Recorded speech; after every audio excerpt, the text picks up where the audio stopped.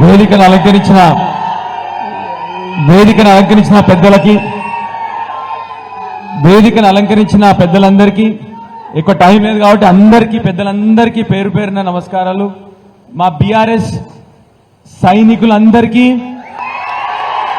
మా ప్రెస్ మిత్రులకు అందరికీ పేరు పేరున ధన్యవాదాలు తెలియజేస్తున్నాం. ఇదే కదా కావాల్సింది, ఈ ప్రేమ అభిమానం. గింత మంచి కార్యకర్తలు నిన్ను భుజం మీద వేసుకొని, గింత మంచి కార్యకర్తలు నిన్ను భుజాల మీద వేసుకొని గెలిపిస్తే వాళ్ళందరినీ తలదన్నిపోతావి. ఇప్పుడు వాళ్ళందరినీ తన్నిపోతావి. సంజయ్ అన్న ఎంత మోసం. మీ అందరికి ఒక కాళోజీ గారి మాటలు గుర్తొస్తున్నాయి. ఇప్పుడు జగిత్యాల కాన్స్టిట్యున్సీ ప్రజల్ని చూస్తుంటే నాకు కాళోజీ గారి మాటలు గుర్తొస్తున్నాయి. ప్రాంతేతరుడు మోసం చేస్తే పొలిమేర దాటించి తన్నాలని చెప్పేసి, మన ప్రాంతం వాడు మోసం చేస్తే ఏం చేయాలి? పాత పెట్టాలి. మన పొలిమేరలే పాత పెట్టాలి. ఇక మీ ఇష్టం. ఈ సంజయ్ని ఏం చేస్తారో మీ ఇష్టం, మీ నిర్ణయం తీసుకోండి. 2018లో నాకు మంచి గుర్తుంది. 2014 నుంచి 18 వరకు కవితమ్మ గారు మనకు ఎంపీ. అప్పుడు నిజామాబాద్ నుంచి బయలుదేరితే డైరెక్ట్ జగిత్యాల వస్తుండే. ఎందుకంటే ఈ సన్నాసిని గెలిపియాలని ఎట్లా చేసి అని చెప్పి 5 ఏళ్ళు పాపం ఆ బిడ్డ ఈ సన్నాసిని గెలిపియనీకే రోజు ఈడి వరకు వస్తుండే. కనీసం కొరటాల కూడా స్టాప్ ఉండకపోతుండే. అప్పుడు మా అందరు తెలుసు, మీ అందరికి కూడా తెలుసు. ఈ సన్నాసిని భుజాల మీద ఎత్తుకుంది, తల మీద ఎత్తుకున్నది. ఎన్ని ఫండ్స్ వస్తాయని జగిత్యాలు తీసుకొస్తుండే. అన్ని చేసింది. ఎలక్షన్ గెలిపించిందా లేదా? మళ్ళీ మొన్న కష్టపడి మళ్ళీ గెలిపించింది. ఆర్థికంగా కూడా ఇగో మా కేటీఆర్ సార్ మొత్తం ఆర్థికంగా కూడా సాయం చేసిండు. ఆయన జేబులకి రూపాయి ఖర్చు పెట్టుకోలేదు. అట్లాంటి వాడు ఇవాళ బిడ్డ జైల్లో ఉంది. ఎక్కడుంది బిడ్డ? జైల్లో ఉంది. మరి ఏం చేయాలి అని చెప్పుండి మీరు. ఏం చేయాలి మరి నని? ఏం చేయాలి నని నిజంగా చెప్తున్నా.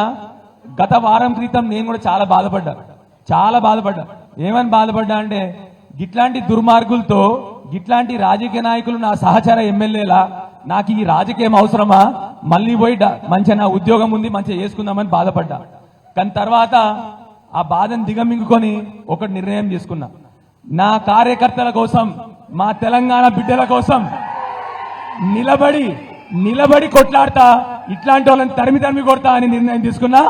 ఈ 100% మీ అందరికి చెప్తా ఉన్నా. ఇక్కడ మీరు ఏ రోజు పిలిచినా, ఏ అవసరం వచ్చినా, ఏ కష్టం వచ్చినా నాకు ఫోన్ చేయండి. 100% నా కొరుట్ల కాన్స్టిట్యున్సీ లెక్కలనే మన జగిత్యాల కాన్స్టిట్యున్సీ కూడా వచ్చి మీ అందరినీ పొట్టలు పెట్టుకొని కాపాడుకునే బాధ్యత నాది. 100% ఇక్కడున్న నాయకులందరూ కూడా, కేటీఆర్ గారు కూడా ఇప్పుడు వస్తుంటే నాకు అక్కడి నుంచి కూడా అదే చెప్పిండ్రు. ఏ రోజు కష్టం వచ్చినా జగిత్యాల కాన్స్టిట్యున్సీ ప్రజలకు నువ్వు పోవాలని చెప్పిండ్రు. వారు కూడా వస్తా అని చెప్పిండ్రు. కాబట్టి తప్పకుండా జగిత్యాల కాన్స్టిట్యున్సీ ప్రజలందరినీ కడుపులో పెట్టుకొని చూసుకుంటా. ఇక పెద్దలు చాలా మంది మాట్లాడేది ఉంది. మీ అందరికీ మళ్ళొకసారి చెప్తా ఉన్నా, పేరున పార్టీని కాపాడుకుందాం. పార్టీని ఏదో మన అధికారం కోసమో మన పదవుల కోసం కాదు. 6 నెలల్లో తెలంగాణ ఆల్రెడీ వెనుకకు పోయింది. 10 ఏళ్ళు వెనుకకు పోయింది. తెలంగాణ 10 ఏళ్ళు వెనుకకు పోయింది. ఫ్యాక్టరీలు పోయినాయి, నీళ్లు పోయినాయి, కరెంటు పోయినాయి, పెన్షన్లు పోయినాయి, రైతు బంధు పోయింది, అన్ని పోతున్నాయి. మరి మన పిల్లలు ఎట్లా బతకాలి ఆలోచన చేయండి మీరు అందరు కూడా. అందుకొరకే చెప్పేది, మన తెలంగాణ సమాజం కోసం మనం అందరం నిలబడాలి.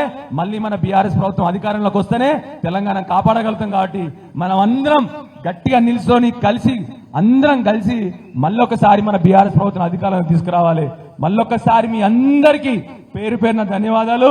జై తెలంగాణ.